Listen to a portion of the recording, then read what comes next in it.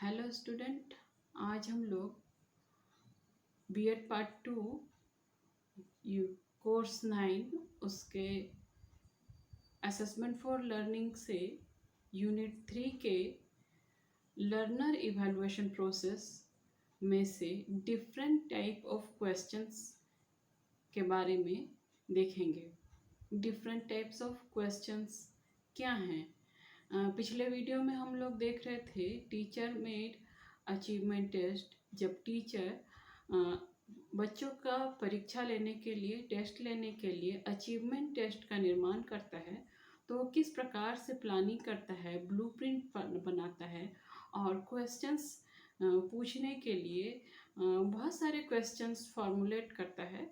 तो आज हम लोग इसी बारे में चर्चा करेंगे कि स्टूडेंट्स के लिए टीचर किस प्रकार के और कितने और कैसे प्रश्नों का निर्माण करता है, क्वेश्चंस का निर्माण करता है, ताकि वो अच्छा टेस्ट, अच्छा परीक्षण स्टूडेंट के लिए ले सके।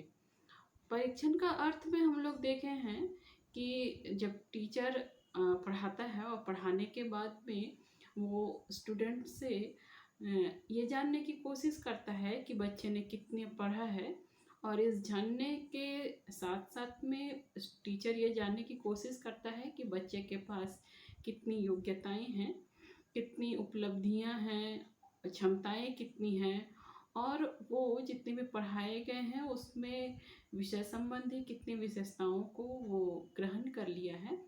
ये जानने की कोशिश टीचर करता है और इसके लिए ही वो परीक्षण का निर्माण करता है। जब वो परीक्षण का निर्माण करता है तो वो बच्चों से उनकी उपलब्धि लेने के लिए बहुत ही प्रकार के परीक्षणों को वो ले सकता है। बच्चों के ज्ञान की, बच्चों के नॉलेज की जानकारी लेने के लिए, और ये जानकारी लेने के लिए विभिन्न प्रकार के परीक्षण का निर्माण वो कर सकता है या करता है, कर सकते हैं। इन परीक्षणों को या टेस्ट को बहुत तरीके से या विभिन्न प्रकारों से बांटा गया है। सबसे पहले हम लोग प्रकार में अगर देखना चाहेंगे तो हम लोग देखते हैं प्रकृति के आधार पे भी शिक्षक परीक्षण ले सकता है। प्रकृति के आधार पे वो शिक्षक ओरल टेस्ट ले सकता है, मौखिक परीक्षण।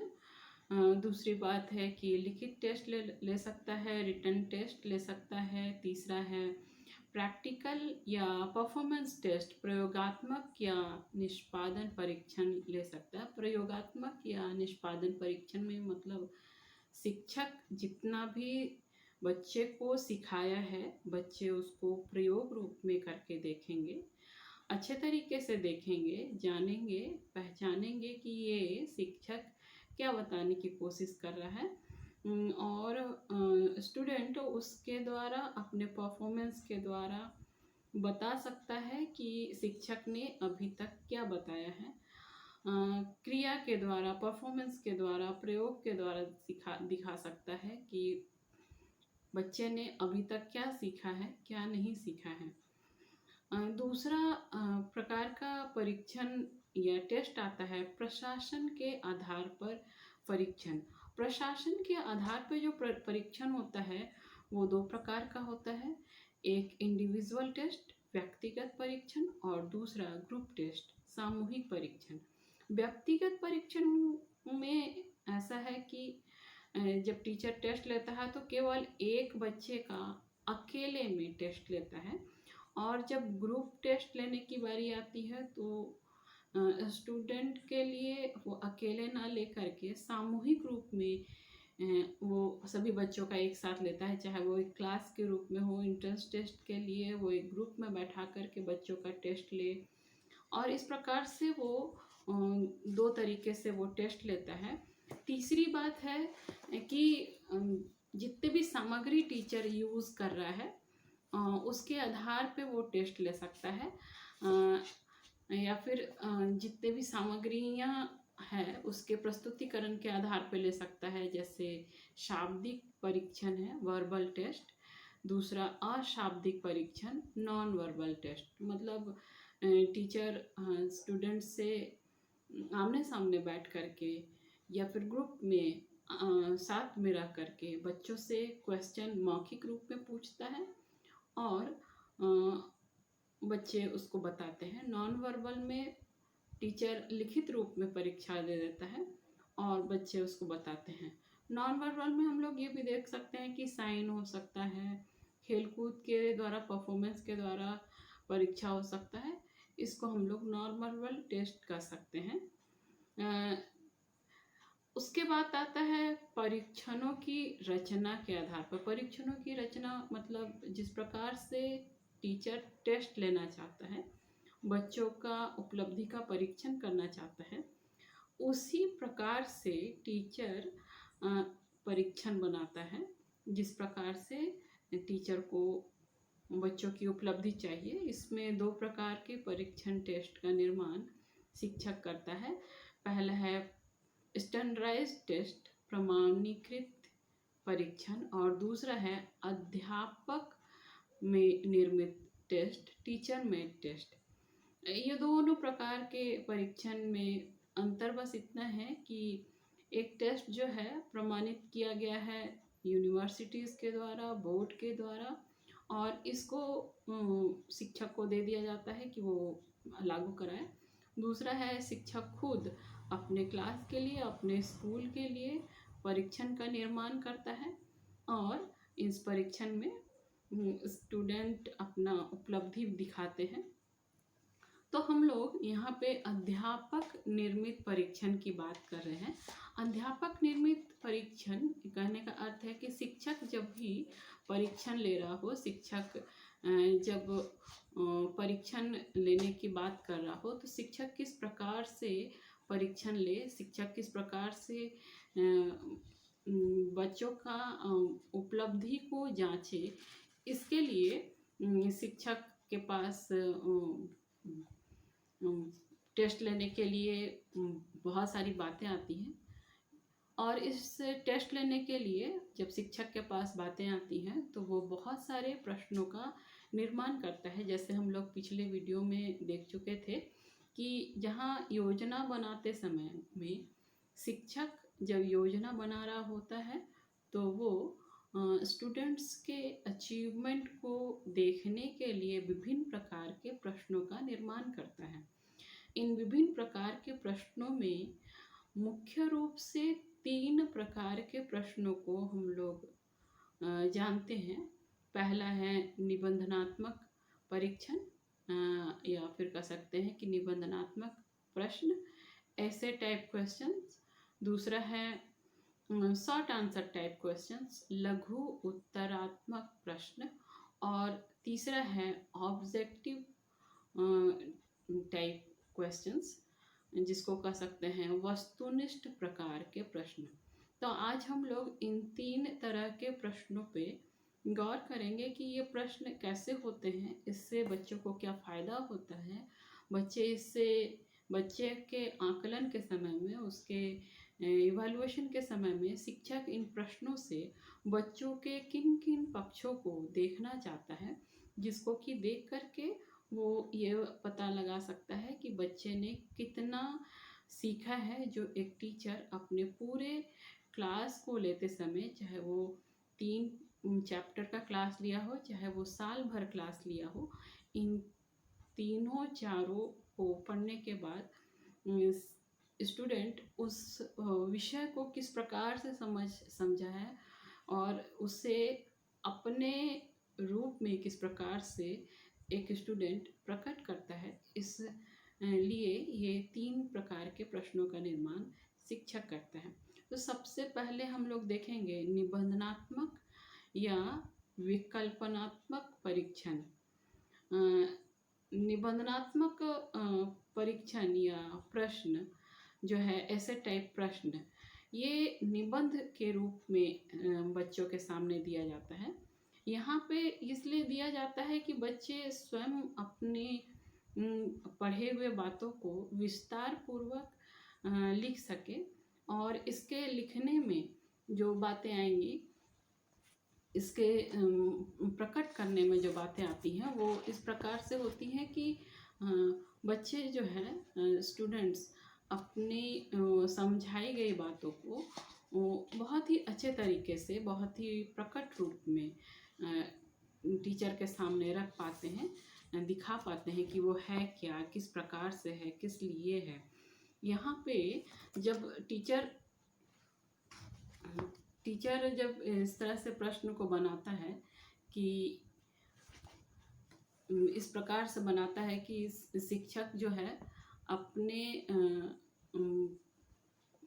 इच्छित बातों को स्टूडेंट से निकाल सके। तो यहाँ जब इच्छित बातों को निकलवाने की बात आती है तो शिक्षक उसके लिए बड़े आसान रूप से निबंधात्मक प्रश्नों का प्रयोग करता है। निबंधात्मक प्रश्नों का प्रयोग करते समय वो ये देखता है कि वो जो भी प्रश्न बना रहा है उसका बच्चे निबंध रूप में, लिखित रूप में, निबंध रूप में देने के लिए कितने रूप प्रकार से, कितने अच्छे तरीके से उत्सुक हैं और कितने अच्छे तरीके से वो दे सकेंगे। यहाँ पे शिक्षक जब भी प्रश्न बना रहा होता है तो ये भी देखा जाता है कि ये इस बच्चे जो उत्तर देंगे उसकी सीमा क्या होनी चाहिए, और ये सीमा इस बात पे आधारित है कि बच्चे अपनी योग्यता और जितना समय सीमा दिया गया है बच्चे के सामने में वो बच्चा उसी समय सीमा के साथ में अपने प्रश्नों का हल अच्छे तरीके से कर सके। या फिर इसको हम लोग इस अनुसार से भी कह सकते हैं कि जो भी समय सीमा दिया गया है उसके अंतर्गत बच्चा अपनी बातों को अपने ढंग से, अपने मौलिक ढंग से उसे प्रकट करने में टीचर के सामने या फिर लिखित रूप में प्रकट करने में सक्षम हो, प्रश्न के स्वरूप के अनुसार से, जिसमें छात्र की योग्यता झलकती हो और उसका अपना ज्ञान, मौलिक ज्ञान या मौलिक रचना उसमें झलकती हो। इस प्रकार से निबंधात्मक प्रश्न का प्रयोग किया जाता है। और इस निबंधात्मक प्रश्न को बनाते समय शिक्षक को ये बात ध्यान में रखना चाहिए, या फिर बनाते समय प्रश्नों के इन गुणों को ध्यान में रखना चाहिए कि इस प्रश्न से छात्रों की विवेक शक्ति, तर्क की शक्ति, आलोचना, विवरण और स्पष्टीकरण का मूल्यांकन हो सके बच्चे के अंदर। बच्चा अच्छे तरीके से उसको लिख सके अपने सुलेख के द्वारा। लिखने में उसकी भाषा शैली और भाषा और अभिव्यक्ति का उल्लेख हो जाए, और इसमें जो भी बालक लिख रहा है उसमें जो भी बच्चे के मन में, अंतर मन में जो भी बातें आ रही हों वो उसको प्रकट कर सके। साथ ही साथ बच्चा इस निबंधात्मक प्रश्न के द्वारा जो भी लेख लिख रहा हो वो उसको व्यवस्थित रूप से व्यक्त करना सीख पाए निबंध रूप में, या फिर कह सकते हैं कि उसे प्रोसेस वाइज में लिख पाए बच्चा। इस बात पे निबंध के रूप में देखा जाता है। यहाँ पे बच्चा अपने बातों को स्वतंत्र रूप से लिखने के लिए आज़ाद रहता है, या फिर कह सकते हैं कि बड़े ही स्पष्ट रूप से बालक इसमें अपनी अभिव्यक्ति को दे सकता है, जिसमें उसकी पूर्ण स्वतंत्रता रहती है, कहीं बाध्यता नहीं रहती है कि आपको यही लिखना है, इसको नहीं लिखिएगा तो ठीक नहीं रहेगा, इस प्रकार की बातें नहीं रहती है। यहाँ पे बच्चे की, छात्र की अपनी सृजनात्मक योग्यता और सामान्य जानकारी के भी पता चलता है। इसके द्वारा बच्चे में लेखन क्षमता बढ़ जाती है, उसकी भाषा शैली सुधर जाती है। और यहाँ पे जब बच्चा अपने से ही सारे प्रश्नों का उत्तर लिख रहा होता है तो बच्चा नकल करना, इसमें उसकी संभावना कम रहती है, और बच्चे अपने उत्तर को स्पष्ट रूप से लिखने की कोशिश करते हैं।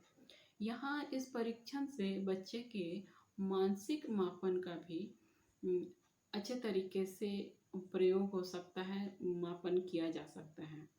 यहाँ पे इस निबंधात्मक प्रश्न की कुछ सीमाएं हैं।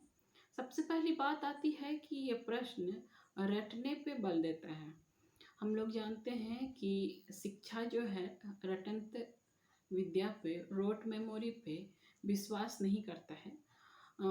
शिक्षा ये कहता है कि हर वस्तु को बच्चे पे समझ के ही सीखना चाहिए, जानना चाहिए। जब निबंधात्मक प्रश्न की बात आती है तो बच्चे इसमें रटने को ज़्यादा मूल देते हैं, बड़ा मानते हैं, और इसमें बच्चा समझता है कि जितना रट सके और जितना लिख सके उतना अच्छा है। या कह सकते हैं कि बच्चा केवल रट करके ही परीक्षा देने में अपने आप को सफल समझता है। दूसरी बात है, इसमें एकांकी रहती है। इसमें बालक के ज्ञान की परीक्षण होना थोड़ा असंभव सा रहता है। इसमें कौशल, रुचि, इन सब सारी बातों की जांच स्टूडेंट के प्रश्न उत्तर से नहीं हो पाता है। तीसरी बात है वस्तुनिष्ठता का अभाव। जब निबंध रूप में बच्चे लिख रहे होते हैं तो उन छोटी छोटी और बारीक बातों को बहुत बार बच्चे लिखना भूल जाते हैं, या उनके रटने में ये सारी बातें या समझने में ये सारी बातें नहीं आ पाती हैं, जिसका उल्लेख वो निबंध में नहीं कर पाते हैं। जिसका हानि ये होता है कि बच्चे अपनी बात को लिख नहीं पाते हैं, उस वस्तुनिष्ठ रूप में नहीं लिख पाते हैं। और उसमें इस बालक की अपने बातों को प्रकट उस रूप में नहीं कर पाते, वस्तुनिष्ठ रूप में नहीं कर पाते हैं। ऐसे उत्तरों से परीक्षक को नंबर देने में आसानी नहीं होती है, क्योंकि वो बालक का हर दृष्टिकोण, बालक की मनोदशा और उसके परिणाम को पूरी रीति से नहीं जान पाते हैं और अच्छा नंबरिंग कर नहीं पाते हैं। चौथी बात है, विश्वसनीयता का अभाव रहता है इस प्रश्न में, निबंधात्मक प्रश्न में। क्योंकि यहाँ पे जब प्रश्न दिया जाता है तो प्रश्न में अगर एक ही प्रश्न है और प्रश्नोत्तर को, एक ही प्रश्न को 4-5 शिक्षक जांचे तो उसी नंबर में अलग अलग उसी क्वेश्चन में अलग अलग नंबर सभी लोग पुट करेंगे, क्योंकि सभी शिक्षकों का देखने का नज़रिया उस उत्तर को अलग अलग रूप में होगा। जब इस प्रकार से अलग अलग नज़रिया अलग अलग रूप में होता है तो शिक्षक उसमें परिमार्जन करने में, उसमें आकलन करने में थोड़ा सा भूल कर देते हैं, जिससे कि नंबरिंग अलग अलग हो जाता है। इसलिए निबंधात्मक प्रश्न में विश्वसनीयता नहीं हो पाती है। ये प्रश्न, निबंधात्मक प्रश्न, वैधता भी इसमें नहीं रहती है, वैलिडिटी भी नहीं रहती है। क्यों? क्योंकि जो भी जांच के द्वारा परीक्षण बनाया गया है उसमें उद्देश्यों की वास्तविक, जितने भी उद्देश्य बना करके शिक्षक निबंधात्मक परीक्षण बनाया है, निबंधात्मक प्रश्न बनाया है, उस उद्देश्य का पूरा पूरा उत्तर देने में स्टूडेंट सफल हो रहे हैं या नहीं हो रहे हैं, इस बात की जांच भी नहीं हो पाती है निबंधात्मक प्रश्न से। और इस तरह से इस निबंधात्मक प्रश्न की वैधता पर भी प्रश्न चिन्ह उठ जाता है। अगली बात है कि ये जो निबंधात्मक प्रश्न होते हैं ये पूरे पाठ का प्रतिनिधित्व नहीं करते हैं, क्योंकि इसका जो फैलाव रहता है, या फिर कह सकते हैं कि एक निबंधात्मक प्रश्न जो रहता है वो किसी 1 या 2 या 3 खंड को लेकर के चलता है। ये पूरे के पूरे विषय को या पूरे पूरे चैप्टर को या पूरे पूरे सिलेबस को कवर नहीं कर पाता है। और यहाँ पे इसलिए बहुत सारे छात्र ऐसा करते हैं कि प्रश्न केवल पास करने के लिए कुछ प्रश्नों को तैयार कर लेते हैं, याद कर लेते हैं, और उसके बाद उसका सीधा का सीधा उत्तर निकाल देते हैं। और बस वो पास कर जाते हैं। एक तरह से कहें तो ये निबंधात्मक प्रश्न बालक के लिए केवल मात्र उत्तर देने के लिए या पास करने के लिए ही होता है। अ, यहाँ पे बात ये भी होता है कि निबंधात्मक प्रश्न का उत्तर जो होता है अनिश्चित होता है। बच्चे चाहें तो इसमें बहुत सारा उत्तर लिख करके नंबर ले सकते हैं, जिसका बहुत बार ऐसा होता है कि जो मुख्य बातें होती हैं वो छूट जाती हैं और आम बातें रह जाती हैं, लेकिन बच्चे को फिर भी, छात्रों को फिर भी नंबर मिल जाता है। यहाँ पे जब बच्चे को नंबर मिल जाता है तो बच्चे के लिए वो हानिकारक होता है, क्योंकि बच्चे के पूर्ण ज्ञान का जानकारी नहीं हो पाता है। तो यहाँ पे बच्चे के लिए मूल्यांकन के लिए भी इसमें कठिनाई आती है।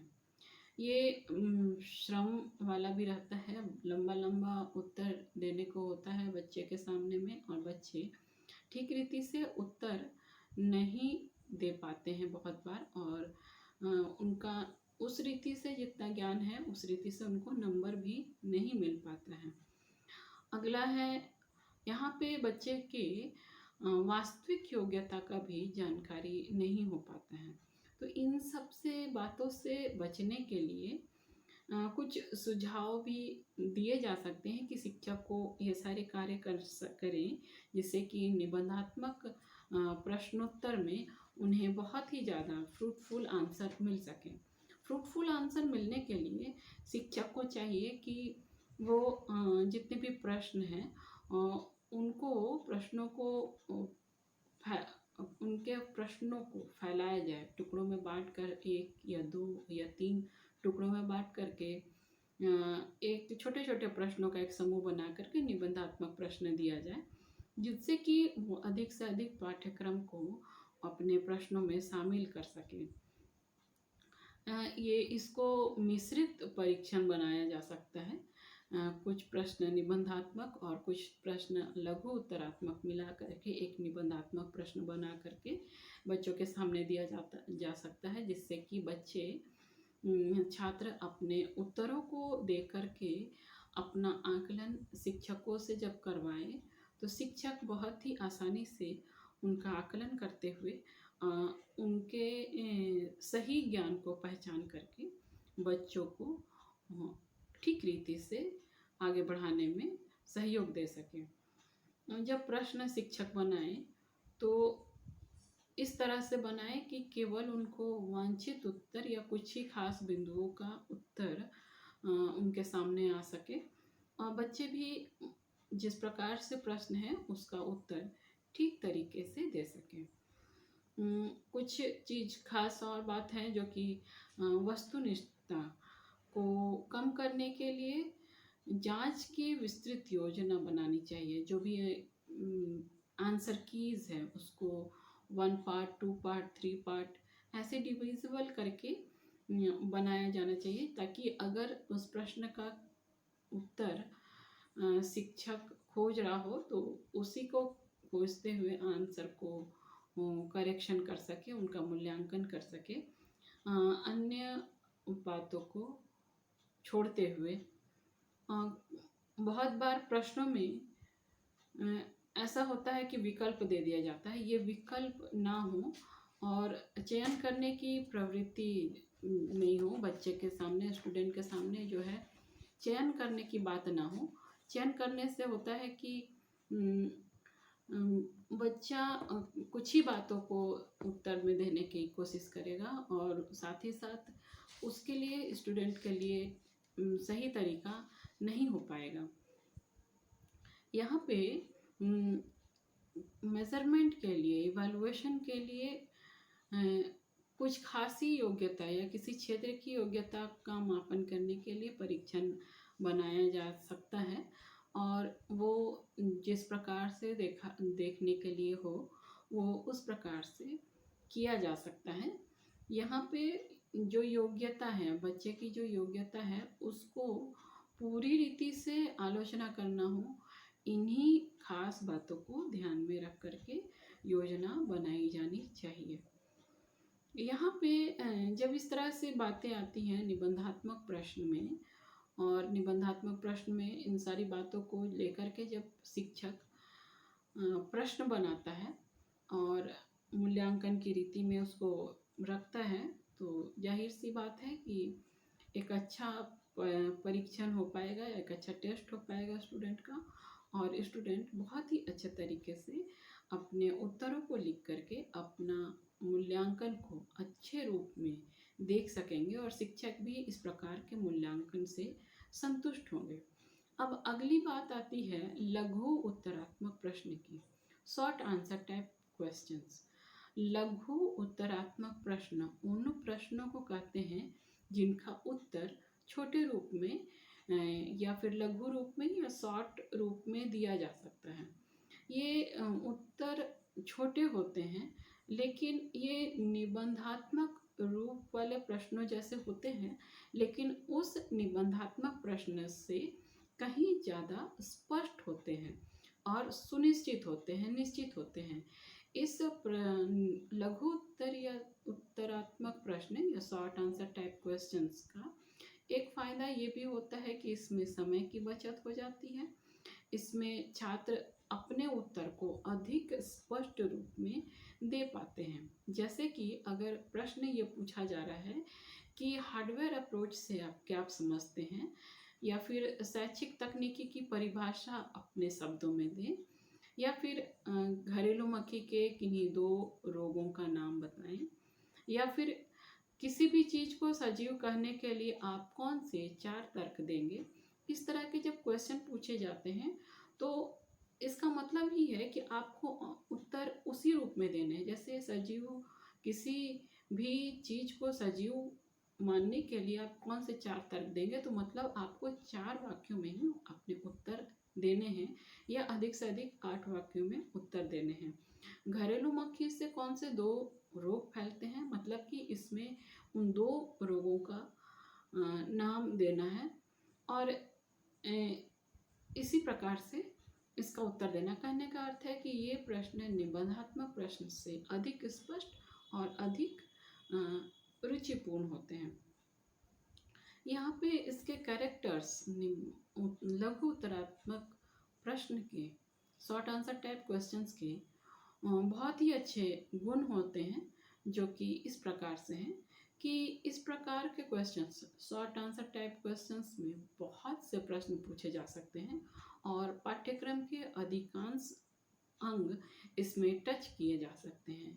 इसकी दूसरी बात यह है कि इसकी विश्वसनीयता अधिक होती है और इसके उत्तर लगभग निरीक्षण योग्य होते हैं।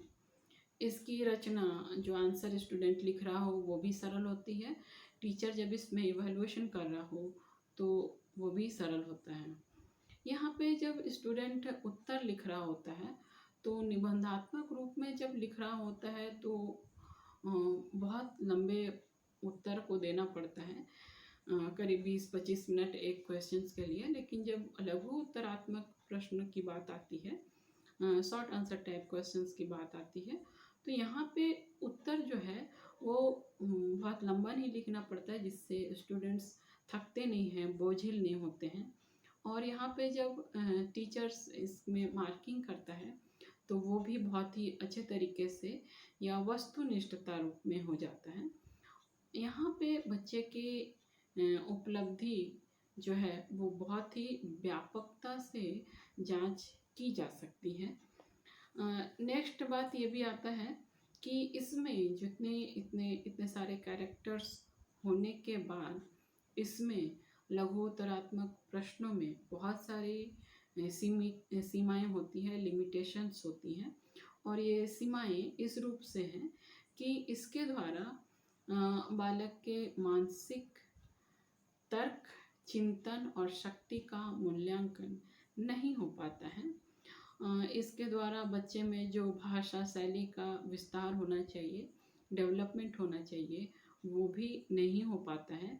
और इसके कारण से उसके बालक में हो रहे भाषा शैली का जो विकास है उसके बारे में भी शिक्षक नहीं जान पाने के कारण उसका भाषा शैली का मूल्यांकन नहीं कर पाता है कि बच्चे क्या लेखन क्षमता बढ़ रहा है, नहीं बढ़ रहा है, क्या हो रहा है क्या नहीं हो रहा है, ये सारी बातें आती है। नेक्स्ट है ये परीक्षण भी निबंधात्मक परीक्षण जैसे पूर्ण रूप से वैलिड और रिलायबल नहीं होते हैं, वैध और विश्वसनीय नहीं होते हैं। ये जो है समस्यात्मक निबंध के जांच के लिए उपयोगी नहीं होते हैं, समस्यात्मक रूप में जांच के लिए उपयोगी नहीं होते हैं। ये प्रश्न भी, लघु उत्तरात्मक प्रश्न भी कह सकते हैं कि ये रटने के लिए भी, ये भी प्रोत्साहित करते हैं, जिस तरह से निबंधात्मक प्रश्न रटने के लिए प्रोत्साहित करती हैं। तो यहाँ पे हम लोग निबंधात्मक प्रश्न को देख रहे हैं, और ये सारी समस्याएं गुण होने के बावजूद जितनी सीमाएं हैं, इस समस्याओं से बचने के लिए कुछ कार्य किए जा सकते हैं कि प्रश्नों की रचना पूरे पाठ्यक्रम से की जानी चाहिए, जो कि सरल और स्पष्ट हो, और बच्चा या छात्र जब इसका उत्तर लिख रहे हो तो शॉर्ट फॉर्म में, शॉर्ट में दे, और इस तरह से दे कि वो बहुत ही अच्छी तरीके से आंसर दे सकें।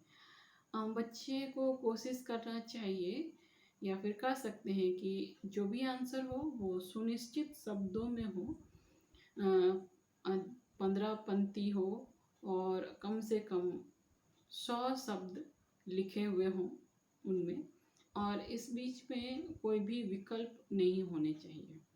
ये सारी बातें लघु उत्तरात्मक प्रश्न में होते हैं, और इस तरह से शिक्षक को निर्माण करना चाहिए कि बच्चा उसमें बहुत सारी बातों को देख सके, और बहुत सारी बातों के लिए वो उसमें समाहित कर सके, जान सके। अगली बात है वस्तुनिष्ठ परीक्षण, ऑब्जेक्टिव टाइप टेस्ट।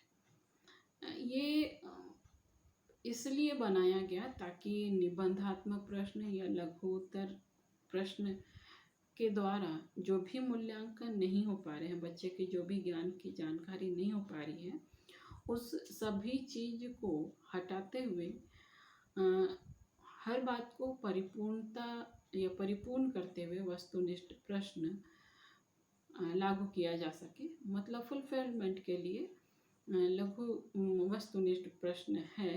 ये प्रश्न जो हैं, इसमें जो टेस्ट फॉर्मुलेट करने वाला है या टीचर है, परीक्षक है, ये स्वतंत्र रूप से प्रश्नों को बना सके और उसके बाद उसका अंकन कर सके। यहाँ पे इसका उपयोग बड़े ही आसानी तरीके से किया जा सकता है, या इसका प्रश्न बनाने के लिए भी शिक्षक बड़े आसानी से इसका प्रश्न बना सकता है। इस परीक्षण में, इस टेस्ट में बालक की उपलब्धि, फैक्टर्स नॉलेज, कॉन्सेप्ट नॉलेज, बच्चा किस प्रकार से किसी भी बात के लिए निर्णय लेता है, और उसकी इंटेलेक्चुअल एबिलिटी, बुद्धि का मापन भी इस परीक्षण के द्वारा हो जाता है। इस परीक्षण का जब निर्माण करना होता है तो शिक्षक बहुत सारे प्रकारों का उपयोग कर सकते हैं। जैसे कि इसको देख सकते हैं, अगर हम लोग देखेंगे उपलब्धि परीक्षण के प्रकार, types of achievement test, objective test, types of objective test, तो हम लोग देखते हैं कि 2 प्रकार में बांटा गया है इसको। प्रमाणीकृत परीक्षण, स्टैंडर्डाइज्ड टेस्ट, और दूसरा शिक्षक निर्मित टेस्ट, टीचर मेड टेस्ट। और टीचर मेड टेस्ट में वस्तुनिष्ठ प्रश्न की जब बात आती है तो इसको 2 भाग में बांटा गया है। पहला है रिकॉल टाइप टेस्ट, प्रत्यास्मरण प्रकार के परीक्षण, और दूसरा है रिकॉग्निशन टाइप टेस्ट, प्रत्याभिज्ञान प्रकार के टेस्ट। जो पहला है रिकॉल टाइप टेस्ट, प्रत्यास्मरण प्रकार के टेस्ट, इसमें 2 प्रकार के प्रश्न शिक्षक बनाता है, जिसमें पहला है सिंपल रिकॉल टाइप क्वेश्चन, सरल प्रत्यास्मरण प्रश्न, और दूसरा है कंप्लीशन टेस्ट, रिक्त स्थान की पूर्ति। अब हम लोग दूसरे में जाते हैं, प्रत्याभिज्ञान प्रकार के परीक्षण, रिकॉग्नाइजेशन टाइप टेस्ट, ये 4 प्रकार के होते हैं, जिसमें पहला है true and false type question, सत्य असत्य प्रकार के क्वेश्चंस। दूसरा है मल्टीपल टाइप्स क्वेश्चंस, बहुविकल्पीय प्रकार के प्रश्न। तीसरा है मैचिंग टाइप प्रश्न, मिलान प्रश्न। और तीसरा है वर्गीकरण, क्लासिफिकेशन टाइप टेस्ट। तो सबसे पहले हम लोग पहले वाले में शिक्षक निर्मित टेस्ट, टीचर मेड टेस्ट के पहले प्रकार के टेस्ट को देखेंगे। प्रत्यास्मरण प्रकार के टेस्ट, रिकॉल टाइप, जिसमें पहला है सिंपल रिकॉल टाइप टेस्ट, सरल प्रत्यास्मरण प्रकार के परीक्षण। ये परीक्षण एक जब क्वेश्चन बनाया जाता है तो एक वाक्य में बनाया जाता है और इसका उत्तर भी एक शब्द में या एक वाक्य में देना होता है। जैसे भारत की राजधानी का नाम क्या है, भारत में सर्वाधिक गेहूं किस राज्य में उत्पन्न होती है। तो ये इस तरह के प्रश्न से ये पता चलता है कि बच्चे ने अमुक विषय में कितनी जानकारी हासिल की है, उसका उस विषय में कितना महारत हासिल है। दूसरा है कंप्लीशन टाइप टेस्ट, रिक्त स्थान की पूर्ति का परीक्षण। यहाँ पे जब प्रश्न बनाया जाता है तो यह प्रत्यास्मरण या मेमोरी स्मृति पे आधारित रिकॉल टाइप और मेमोरी पे बेस्ड क्वेश्चन होते हैं और ये इसलिए दिए जाते हैं कि अधूरे वाक्यों को पूर्ण किया जा सके। यहाँ पे जब अधूरे वाक्यों को पूर्ण किए जाने वाले टेस्ट है, रिक्त स्थान की पूर्ति का परीक्षण है, तो ये 2 प्रकार का है। एक स्थान पूरक प्रश्न जिसमें एक खाली स्थान दिए जाते हैं और दूसरा है 2 स्थान पूरक प्रश्न जिसमें 2 खाली स्थान दिए जाते हैं। यहाँ पे एक खाली स्थान में केवल एक वाक्य में केवल एक खाली स्थान रहते हैं और जबकि बहुरिक्त पूरक प्रश्न में एक सेंटेंस में 2 से अधिक 3 या 4 खाली स्थान दिए जाते हैं जिसमें बच्चों को वो उत्तर को भरना होता है। दूसरा है रिकॉग्नाइजेशन टाइप टेस्ट, प्रत्याभिज्ञान प्रकार के प्रश्न। इस प्रश्न में छात्र के नॉलेज, रिकॉग्नाइजेशन या पहचान की शक्ति का मापन किया जाता है कि बच्चा कितना जान रहा है और कितना नहीं जान रहा है, या रिकॉल कितना कर पा रहा है, या प्रश्नों को कितना पहचान पा रहा है, दिए गए तथ्यों को कितना पहचान पा रहा है। इस प्रकार के प्रश्न दिए जाते हैं। इसमें सबसे पहला है सत्य या असत्य प्रकार के प्रश्न, ट्रू और फॉल्स टाइप क्वेश्चन। ये ट्रू और फॉल्स टाइप क्वेश्चन उस प्रकार के प्रश्न रहते हैं कि कोई एक कथन रहता है और ये पूछा जाता है कि ये कथन सही है या गलत है। जैसे कि रामचरितमानस तुलसीदास ने लिखा था, हाँ या नहीं। अगर हाँ है तो बच्चा हाँ में आंसर लगाएगा, टिक लगाएगा, और ना है तो बच्चा ना में अपना आंसर बताएगा। दूसरा है विकल्पात्मक प्रकार के प्रश्न, मल्टीपल चॉइस टाइप क्वेश्चन। ये एक ऐसा परीक्षण है जिसमें एक प्रश्न या कथन दे दिया जाता है और उसमें कई संभावित प्रश्न होते हैं। कई संभावित प्रश्न कह सकते हैं इसको, कि जिसमें 4 संभावित प्रश्न होते हैं और 4 संभावित प्रश्न में 4 संभावित उत्तर होते हैं और उनमें से एक उत्तर सही होता है। यहाँ पे बच्चा जो है इस प्रश्न के माध्यम से उस विषय सामग्री में खोजने को सीखता है, विभेद करने को सीखता है,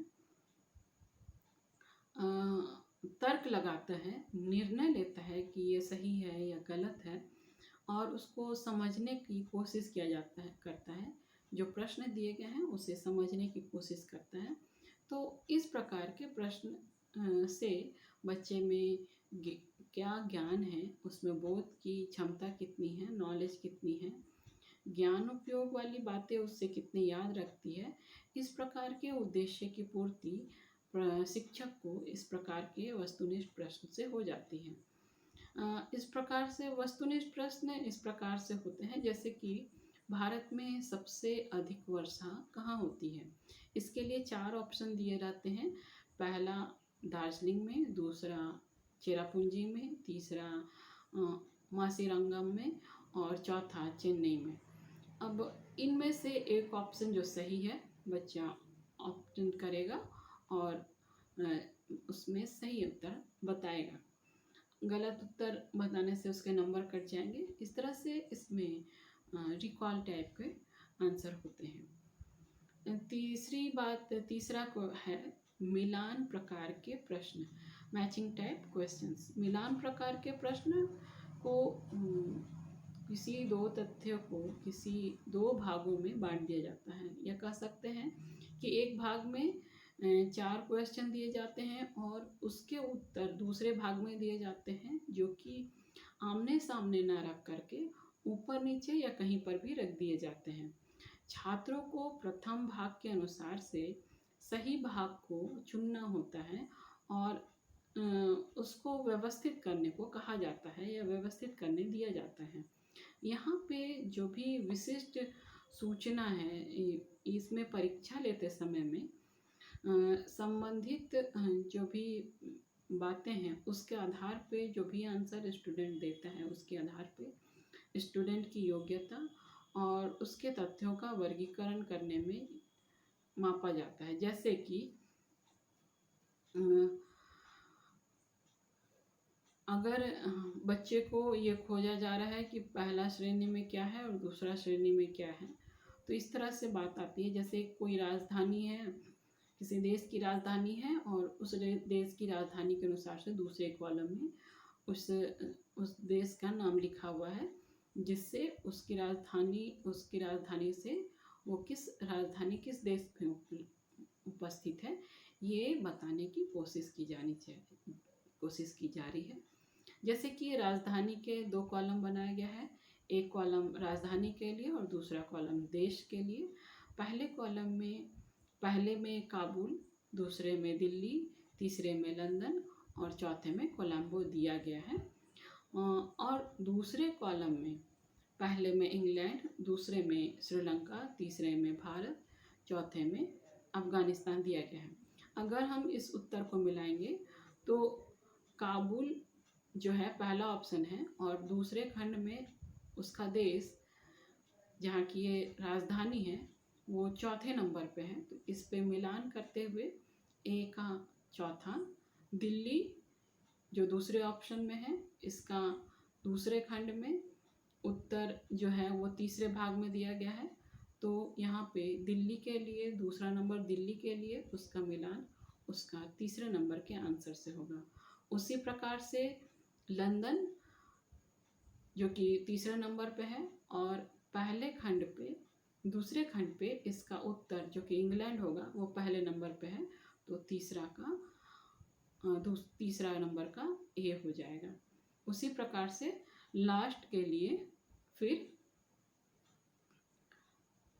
दूसरा नंबर का ऑप्शन बच जाता है, जो कि लास्ट जो है चौथा नंबर पे कोलंबो और दूसरा नंबर जो कि यूज़ नहीं हुआ है श्रीलंका, तो कोलंबो श्रीलंका की राजधानी है। इस प्रकार से मिलान प्रकार के प्रश्नों को दिया जाता है।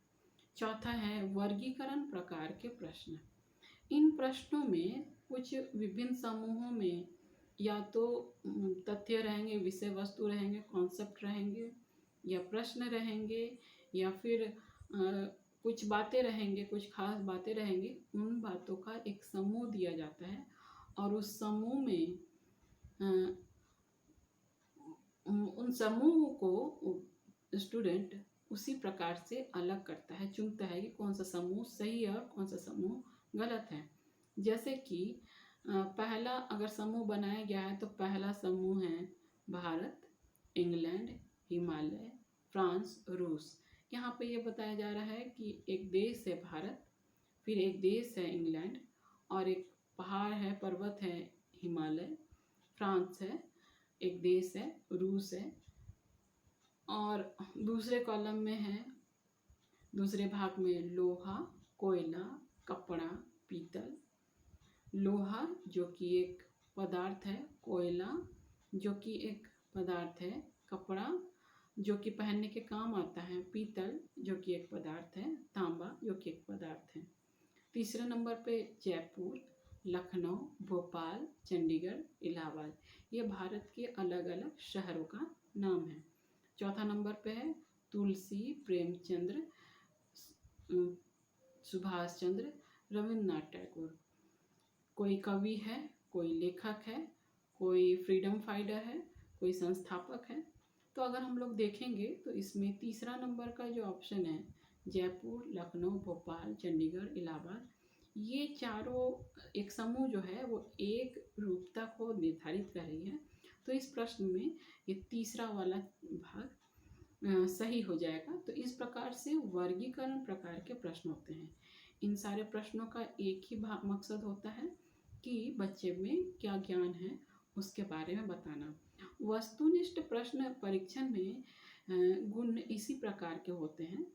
इसमें जो भी प्रश्न होते हैं, जितने भी प्रश्न एक परीक्षा के लिए बताए पूछे गए रहते हैं, ये पूरे पाठ्यक्रम को से लिया जाता है और इसमें जितने भी प्रश्न होते हैं वो प्रश्नों की संख्या बहुत ही अधिक होती है।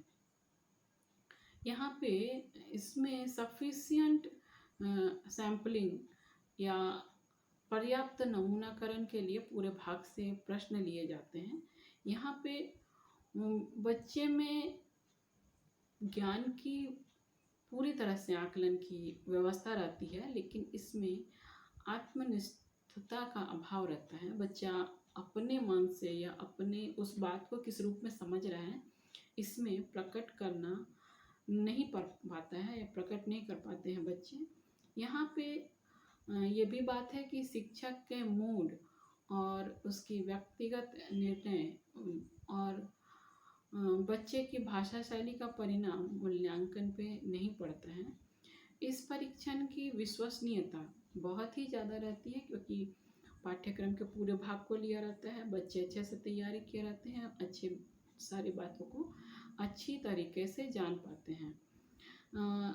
यहाँ पे ये भी बात आती है कि परीक्षक चाहे कितने भी बदलते रहें, आंसर जो भी आएगा वो एक ही प्रकार का आंसर आएगा। दूसरी बात ये भी रहती है कि यहाँ पे जो भी प्रश्न पूछे जा रहे हैं, यहाँ पे जो भी बात पूछी जा रही है उसमें उत्तर देने में कम समय स्टूडेंट्स को लगता है, जांचने पे भी कम समय लगता है, बच्चों की श्रम कम हो जाती है। इसमें इसका इवैल्यूएशन करना बहुत ही आसान हो जाता है, इसको एडमिनिस्ट्रेशन करना आसान हो जाता है, इसमें अंक में समानता मिलने लगता है। बच्चा इसमें रटने की प्रवृत्ति बच्चों में इस तकनीक में वस्तुनिष्ठ प्रश्न में कम हो जाती है या नगण्य हो जाती है। यहाँ पे बच्चों को इस कारण से पूरे पाठ्यक्रम को बहुत ही अच्छी तरीके से थॉरोली पढ़ना होता है और हर छात्रों के अलग अलग इवैल्यूएशन करने में ये बहुत ही मददगार साबित होता है। वस्तुनिष्ठ प्रश्न में इतने सारे गुण होने के बावजूद इसमें बहुत सारे दोष होते हैं। इसमें जब शिक्षक वस्तुनिष्ठ प्रश्न का निर्माण करता है तो उसमें काफ़ी समय लगता है। यहाँ पे बड़ी संख्या में उद्देश्य या विषय वस्तु को ध्यान में रखते हुए अच्छी गुणवत्ता वाले और अच्छे अनुभवी शिक्षक ही एक अच्छा परीक्षण का निर्माण कर पाते हैं। बहुत सारे स्टूडेंट्स को विकल्पों में अनुमान लगाने में थोड़ी सी तकलीफ होती है और बहुत सारे स्टूडेंट करीब करीब सही आंसर दे पाते हैं। अगर कहें तो 50% छात्रों का इसमें सही उत्तर होने का संभावना होता है। इसके द्वारा अगर वास्तविक रूप से बच्चे छात्र नहीं पढ़ रहे हैं तो बच्चों को उनको इस विषय में जानकारी लेने के लिए या एक्सप्लेन करने के लिए थोड़ी सी तकलीफ होती है। यहाँ पे इस प्रश्न के द्वारा, वस्तुनिष्ठ प्रश्न के द्वारा बालक के छात्रों के हर पक्ष की जानकारी नहीं मिल पाती, उसकी भाषा शैली की जानकारी नहीं मिल पाती है, उसकी व्यक्तिगत अभिव्यक्ति की क्षमता की जानकारी नहीं मिल पाती है, उसके भाव के जो एक्सप्रेस करने की क्षमता स्टूडेंट में होती है वो नहीं हो पाती है, विषय वस्तु का प्रस्तुतिकरण नहीं हो पाता है, वो उसकी योग्यता और उसकी क्षमताओं का एक्सप्रेशन नहीं हो पाता है। तो ये सारी बहुत सारी खामियां वस्तुनिष्ठ प्रश्न में हैं। लेकिन वस्तुनिष्ठ प्रश्न को इस प्रकार से दूर नहीं किया जा सकता कि जितनी खामियां बताई जा रही हैं उसको पूरी तरह से दूर किया जा सके, लेकिन फिर भी ये कोशिश किया जा सकता है कि उसमें कुछ दोषों को दूर किया जा सके। जैसे कि अगर वस्तुनिष्ठ प्रश्न ही पूछा जाना है तो वस्तुनिष्ठ प्रश्न पूछे जाने के दौरान ये कोशिश किया जाना चाहिए कि बच्चे में उसके भाव, एक्सप्रेशन और भाषा शैली की जानकारी चाहिए। तो साथ ही साथ निबंधात्मक प्रश्न और लघु उत्तरात्मक प्रश्न भी कुछ संख्या में बच्चों से पूछा जाना चाहिए। और दूसरी बात है कि जो भी वस्तुनिष्ठ प्रश्न हो उसके उत्तर जो हैं वो सरल हो, स्पष्ट हो, और प्रश्न भी सरल और स्पष्ट रूप में हो। ज़्यादा घुमा फिरा करके लंबी चौड़ी बातों को दे करके ऐसे प्रश्न ना हो। प्रश्न जो हैं वो सरल हो, सामान्य हो और कठिन रखी हुई बातें ना हो। प्रश्न में कम से कम 4 या 5 ऑब्जेक्टिव या उत्तर रखे हुए हों। अगर पूरे प्रश्न परीक्षण में देखा जाए तो वस्तुनिष्ठ प्रश्नों की संख्या या फिर जो नंबरिंग उसमें डिपुट कर रहे हों परीक्षण में, उसमें वस्तुनिष्ठ प्रश्न के लिए अधिक नंबर नहीं दिए गए हों, जिससे कि बच्चों को का मूल्यांकन या उसके ठीक से अंकन होने में मुश्किल हो जाए। ऐसा विकल्प ना दिया जाए या फिर कोशिश किया जाए कि कम दिया जाए जिसमें बच्चे बहुत ही ज़्यादा भ्रमित हो जाएं। क्वेश्चन जो है एक निश्चित क्रम में रखा जाए। अगर 10 क्वेश्चन रखे जा रहे हैं तो 10 क्वेश्चन के जो ऑप्शन रखे जा रहे हैं, एक में अगर ऑप्शन 4 ऑप्शन डाले हैं ABCD, तो बी में ये दूसरे क्वेश्चन में ये नहीं होना चाहिए कि उसके 4 ऑप्शन 1 2 3 4 और तीसरे प्रश्न में उसके लिए ऑप्शन रोमन से 1 2 3 4 लिखे होने चाहिए। जो भी ऑप्शन हो रहे हों वो एक ही रखा जाए, उसके क्रम को बदला नहीं जाए। ये जो है वो उसमें उत्तर कुंजी जो है वो पहले से निर्धारित किए हुए होने चाहिए, जो कि बच्चे को बड़े ही आसान हो। इस प्रकार से हम लोग आज 3 प्रकार के प्रश्नों को देखें जो कि टीचर अपने क्लासरूम में बच्चों की योग्यता का मूल्यांकन करने के लिए बनाता है। वो है निबंधात्मक प्रश्न, लघु उत्तरात्मक प्रश्न और वस्तुनिष्ठ प्रश्न, जिसके द्वारा बच्चे में उपलब्धि या फिर जितना भी शिक्षक पढ़ाए हैं उसकी पूरी जानकारी स्टूडेंट द्वारा लेने के लिए शिक्षक इस प्रकार के प्रश्नों का निर्माण करता है। और इस प्रकार के प्रश्न से शिक्षक को बहुत ही लाभ होता है कि वो जान पाए कि बच्चे ने कितना जाना है। जब एक शिक्षक पूरी रीति से मेहनत करता है बच्चों को पढ़ाने के लिए, और शिक्षक साथ ही साथ इन प्रश्नों के द्वारा ये भी जान पाता है कि उसने जितना भी मेहनत किया है उसमें उस शिक्षक की सफलता कहाँ तक सिद्ध हो पाई है और कहाँ तक नहीं हो पाई है, जिसके द्वारा शिक्षक का मनोबल बहुत ही आगे तक बढ़ता है और पढ़ाने में रुचि जागती है। उसे इंटरेस्ट होता है कि जो भी वो काम कर रहा है वो अच्छा काम कर रहा है, इससे बच्चे को फ़ायदा हो रहा है और आगे भी उसमें शिक्षक में ये क्रिएटिविटी बनी रहती है कि वो अच्छा काम स्टूडेंट के लिए दे सके। तो आज के लिए इतना ही। आगे पोर्शन के साथ अगले वीडियो में फिर मिलेंगे। तब तक के लिए थैंक यू।